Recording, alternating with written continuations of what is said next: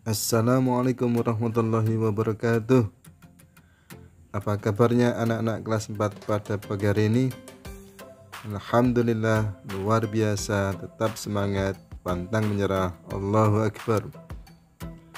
Marilah pelajaran IPA pada pagi hari ini kita mulai dengan bersama membaca basmalah.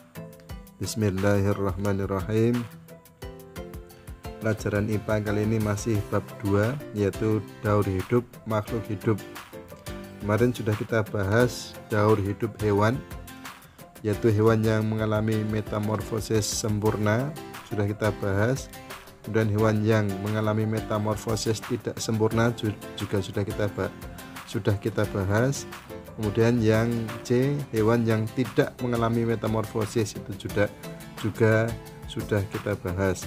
Nah, sekarang kita akan membahas daur hidup tumbuhan dan upaya pelestarian makhluk hidup. Kita akan mulai yang B, daur hidup tumbuhan. Nah, daur hidup tumbuhan itu dimulai dari bermacam-macam ya. Ada yang dari biji, ada yang dari tunas, ada yang dari spora, ada yang dari umbi, ada yang dari batang dan lain-lain ya. Nah, kita akan membahas yang dimulai dari biji. Contohnya apel, tomat, mangga, jambu, nangka, jagung dan lain-lain. Nah, ini gambarnya. Ini contohnya adalah pohon mangga, daur hidup pohon mangga. Yang pertama itu mulainya dari biji mangga ini ya, dari biji mangga, kemudian setelah dia dibuang atau berada di tanah yang lembab, maka akan tumbuh akar kecil. Nah, kemudian setelah itu akan tumbuh akar dan tunas, kemudian jadi pohon kecil, dan akhirnya menjadi pohon besar. Setelah pohon besar akan berbunga ya, bunga kemudian menghasilkan buah. Nah, buah ini ada bijinya dan seterusnya ya. Jadi ini siklus atau daur hidup tumbuhan mangga seperti ini. Nah, kemudian daur hidup yang kedua dimulai dari tunas. Nah, ini contohnya. Ini sudah ada gambarnya ya. Bambu, pisang, tebu, cemara, cocor bebek. Nah, ini kalau cocor bebek, ini gambarnya cocor bebek itu muncul tumbuhan baru itu dari ujung-ujung daun ya. Ujung daun muncul tunas. Nah, kemudian tunas itu akan menjadi tumbuhan baru. Demikian juga yang ini pisang itu muncul tumbuhan baru dari tunas yang tumbuh dari batang pohon pisang itu di bawah tanah ya. Dari bawah tanah ini muncul tumbuhan baru ini dari tunas ya. Juga ini pohon cemara muncul tumbuhan baru itu dari akar ya, dari akar ini.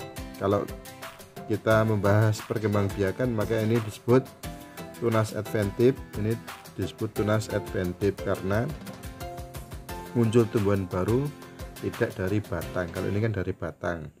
Ini tunas saja, ini tunas adventif.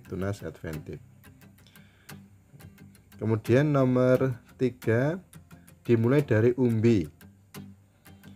Nah, ini contohnya kentang, ketela rambat, ini umbi batang ya, kentang dan ketela rambat. Dan bawang merah, bawang putih itu umbi lapis ya. Nah, seperti ini umbi dari kentang ini ya, kentang.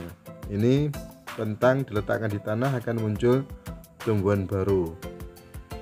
Muncul tunas, makin lama makin besar, kemudian muncul akar dan menjadi pohon, dan kemudian pohonnya akan tumbuh umbi yang semakin lama semakin banyak dan semakin besar ya.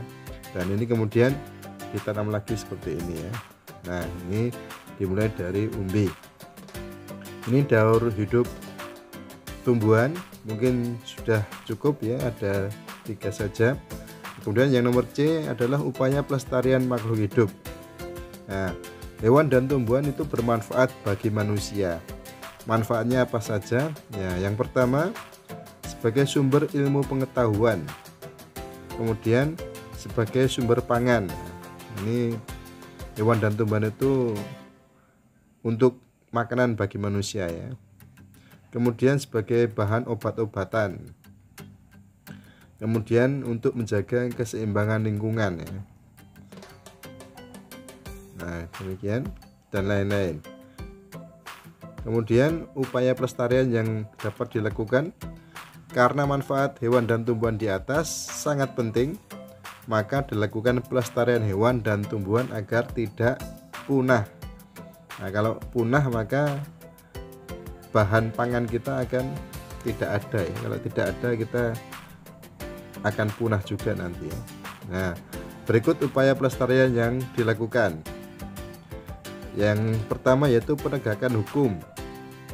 Nah, ini dibuat peraturan pemerintah dilarang berburu hewan langka, kemudian menebang hutan sembarangan. Nah, ini kalau dilakukan akan dikenakan sanksi bagi yang melanggar ya. Akan dihukum, dipenjara atau mungkin didenda ya. Yang kedua, penangkaran dan budidaya. Nah, penangkaran dibuat agar hewan langka tidak punah.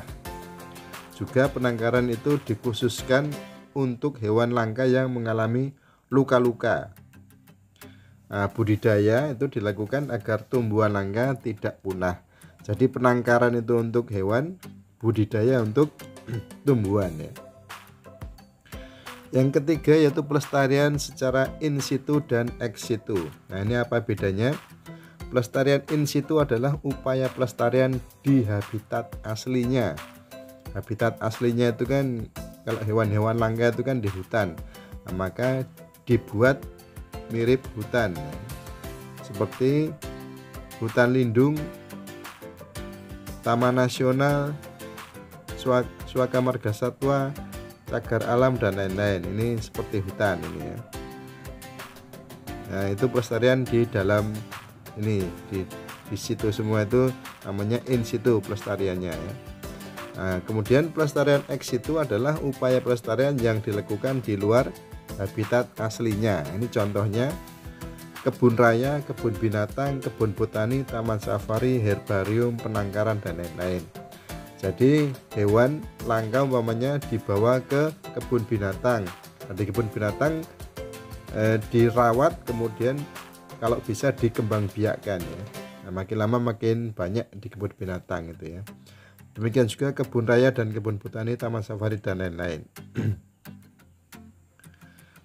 Nah, contoh hewan langka ini Ustadz memberikan contoh sebagian saja. Ini banteng Jawa itu dilindungi itu di Taman Nasional Baluran itu di Jawa Timur ya.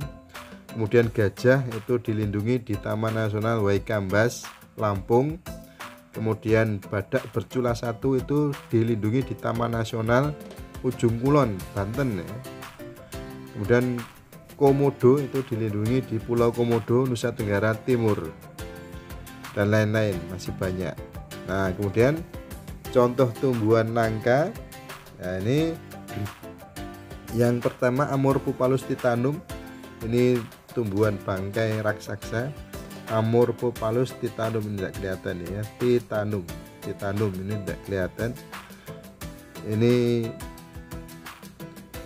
pohon bunga bangkai raksasa. Kalau ini Rafflesia arnoldi. Ini juga berbau busuk juga, bunga bangkai ini ya. Bunga bangkai, kalau ini bunga bangkai raksasa ya. Demikian mungkin yang bisa kita sampaikan pada pelajaran kali ini. Nah, besok kalian akan mengerjakan latihan ulangan halaman 39 sampai 44 ya. Nah, sekarang silakan kalian mengerjakan latihan soal di Google Form tentang yang ada di pelajaran hari ini ya.